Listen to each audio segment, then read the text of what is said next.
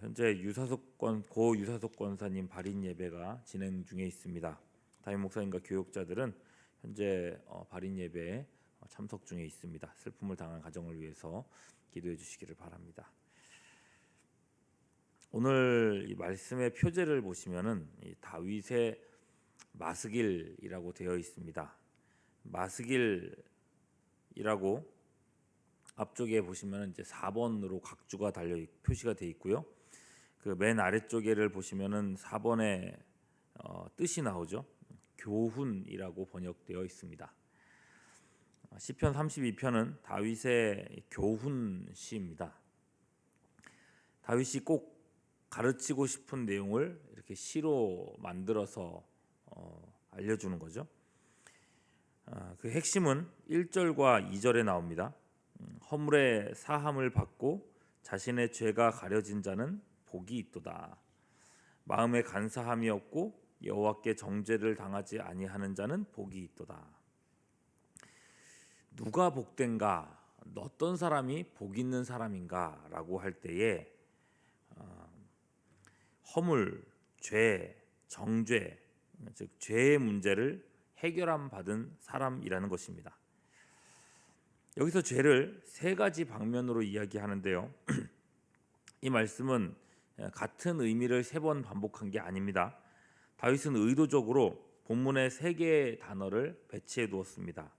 먼저 허물은 죄의 이 반역적인 성격을 나타냅니다. 반역한 신하와 또는 아버지를 떠난 아들과 같은 경우죠. 죄는 빗나간 행동을 의미하고요. 정죄는 죄악이라고도 번역되는데 죄의 결과물입니다. 이 세 가지는 죄의 총체성을 나타냅니다. 이 죄들을 해결한 자가 복되다 하는데 각각의 문제들이 어떻게 해결되는가? 먼저 이 반역적 성격의 이 허물은 이 사함을 받는다 그러지 않습니까? 여기서 사함은 히브리어로 나사라고 해서 무거운 것을 든다 하는 의미가 있습니다. 예수님이 말씀하신 바 수고하고 무거운 짐진 자들아 다 내게로 오라 내가 너희를 쉬게 하리라 말씀하셨던 대목이 생각이 납니다. 우리의 생각에 가장 무거운 죄는 살인일 거라고 하는 고정관념이 있습니다. 하지만 옛 시대에 고대 사회에서 가장 무거운 죄는 반역이었습니다.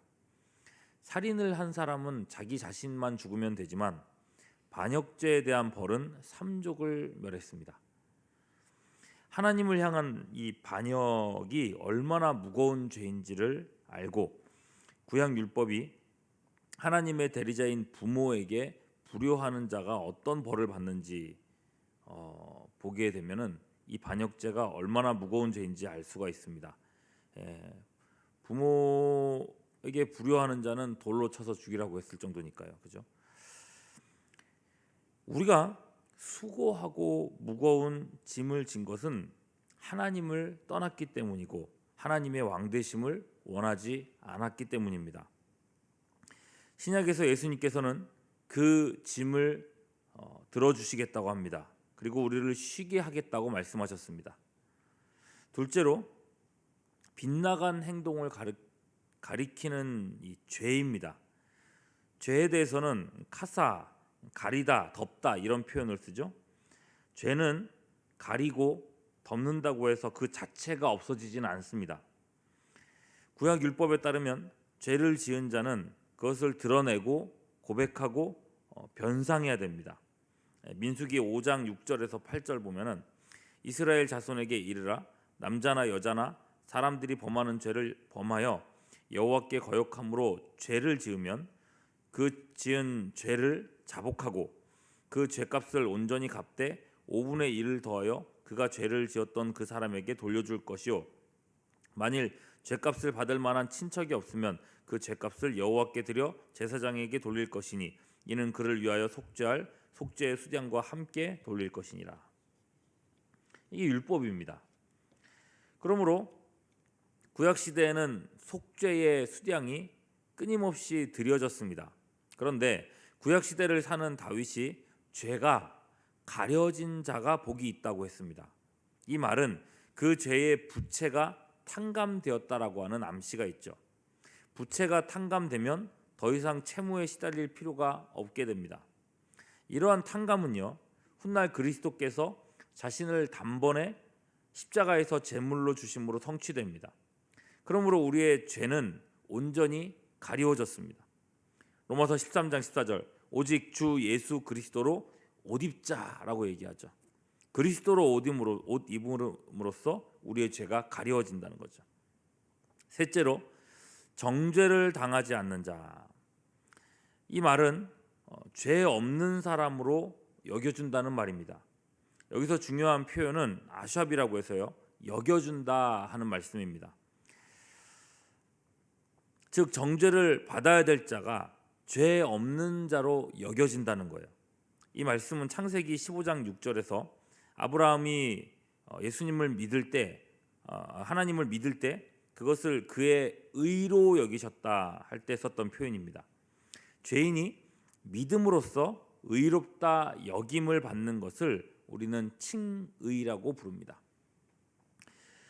무거운 죄짐을 들어주는 것, 그리고 죄가 가리워지는 것, 그리고 죄 없는 것으로 여김받는 것, 이 세 가지는 그야말로 신약적인 개념입니다. 우리가 지금 구약을 읽고 있지만 다윗은 신약적인 표현을 쓰고 있어요. 예수 그리스도께서 십자가를 지신 그 사역의 결과들이죠. 이 은혜를 받은 자가 복되다는 겁니다. 그럼 생각해 보시죠. 아무나 회개한다고 죄 용서를 받을 수 있습니까? 내가 최선의 노력을 다 한다고 해서 내 영혼의 더러움을 스스로 씻어낼 수 있겠습니까? 그렇지 않죠. 사람들 사이에서라면 어떻게 어물쩍 넘어갈 수 있을지 몰라도 죄와 상관이 없으신 거룩하신 하나님 앞에서는 죄는 결코 그냥 넘어갈 수 없는 문제입니다. 죄의 삭은 사망이라고 했습니다. 죄를 지었다면 그 대가를 지불해야 하는데 그 값은 오직 사망, 지옥의 영벌입니다. 그저 내가 회개했다고 해서 문제가 해결되는 게 아니라는 거예요. 하나님께서 그 사람을 용서하실 근거가 필요한 겁니다. 오늘 다윗은 그 근거를 자신의 후손으로 오실 예수 그리스도에게서 발견합니다. 1, 2절에 나오는 이 죄사함의 신약적 개념이 이걸 증명하죠. 예수님의 대속적인 죽음이 있기에 우리가 우리의 죄를 자백하면 그는 미쁘시고 의로우사 우리의 죄를 사하실 수 있게 되는 겁니다. 십자가의 은혜가 없다면 우리의 회개는 허공에 울리는 헛소리처럼 그렇게 헛되고 말 겁니다. 우리는 우리의 죄를 먹고 마시며 결국 하나님의 심판대 앞에서 멸망당해야 하겠죠. 다윗은 이 사실을 발견하고는 죄 사함을 받은 사람이 복되구나.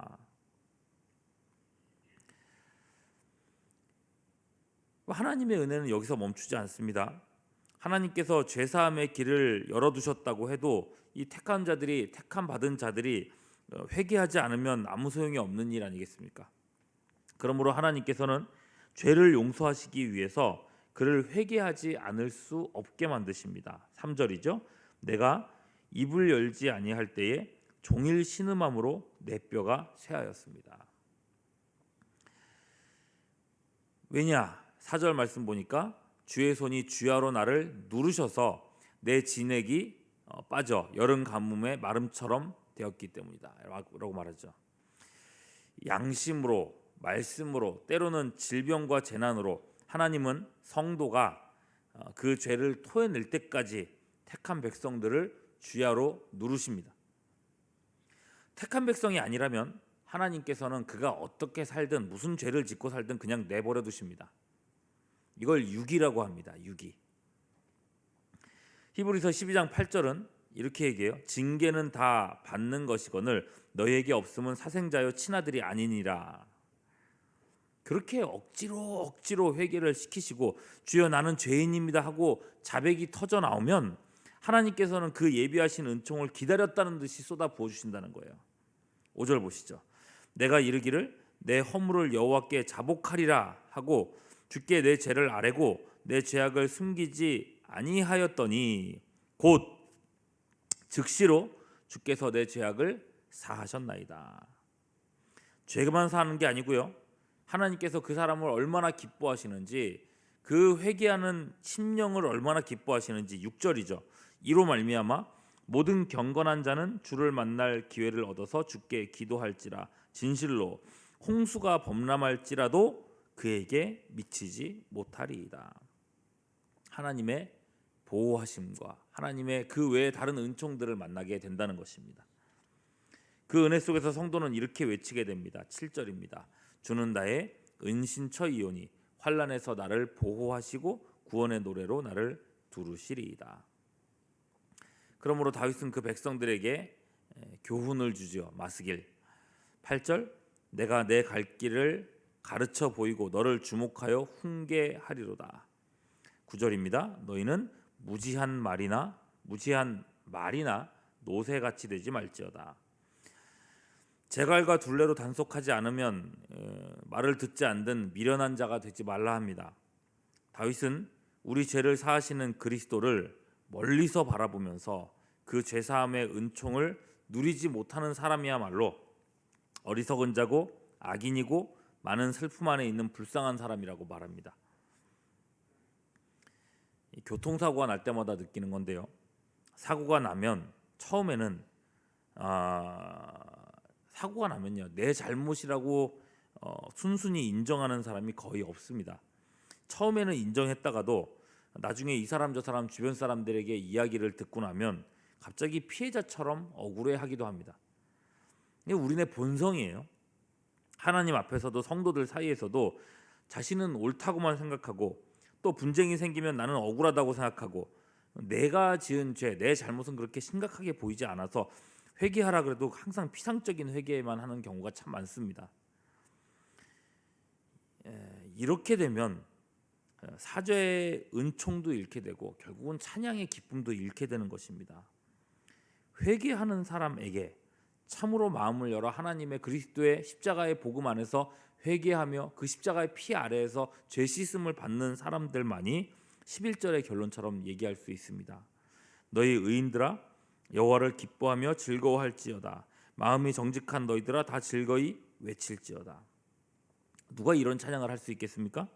사죄의 기쁨을 누리는 사람입니다.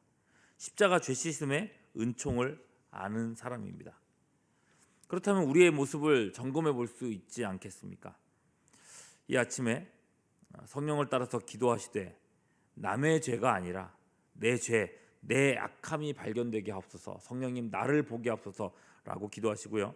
하나님과 나 사이를 가로막고 있는, 그리고 내 찬양의 즐거움을 빼앗아가는 모든 죄악들을 그야말로 십자가 아래 내려놓으심으로써 세상이 알지 못하는 참된 복을 누리는 우리 모두가 되어지고, 그리고 새해 복 많이 받으세요라고 인사하는데, 이 복이 그저 세상적인 복이 아니라 참 회개의, 그리고 그리스도 십자가의 은혜의 참 복을 아는 그 복이 우리와 우리의 가정 안에, 또 우리 교회 안에 넘치게 될 수 있기를 주님의 이름으로 축원합니다. 기도하겠습니다.